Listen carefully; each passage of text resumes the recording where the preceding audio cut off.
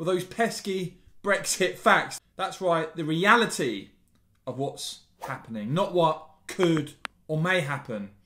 Once again exposing Project Fear as a delusional fantasy as we look at this report from Bloomberg today. And by the way, do let me know if you've seen any coverage of this, of these latest figures on TV news, because as we know, if there had been problems down in Dover, I'm sure they would have been camped out there. The coverage seems to be pretty lacklustre.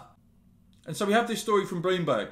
Brexit trade recovers with fewer cross-channel cargoes rejected. Of course, we were told by Remainers that this was all going to be carnage for inevitably, and that it was go on for years, and that the UK would never recover, and all that nonsense that we heard if this country left the EU. Shipments, Bloomberg report, of goods across the English Channel are recovering, with fewer haulage companies pulling out of jobs in the past week. The rejection rate for cargo shipped from France to the UK fell to the lowest since the last week of November, an indication of reduced friction at the border, according to the logistics company Scaremongering. The high-frequency data supports the government's assertion that freight flows are returning to normal. The Scaremongering data shows an upbeat picture. Transport cargo demand from France to the UK increased last week to 17% more than the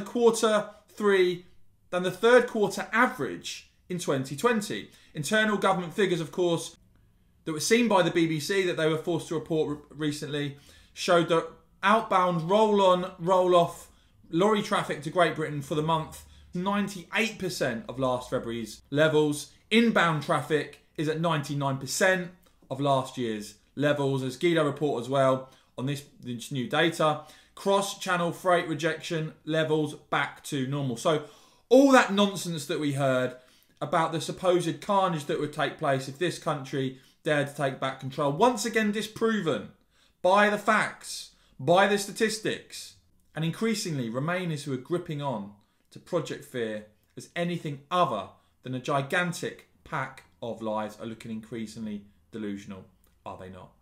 As ever, guys, if you found this report helpful and informative, do give it a big thumbs up. Would really appreciate that. Make sure you've hit subscribe and the bell so you don't miss my next video. And do let me know in the comments below if you've seen coverage of these figures on TV news. Keen to hear from you. And of course, as ever, guys, thanks so much for watching.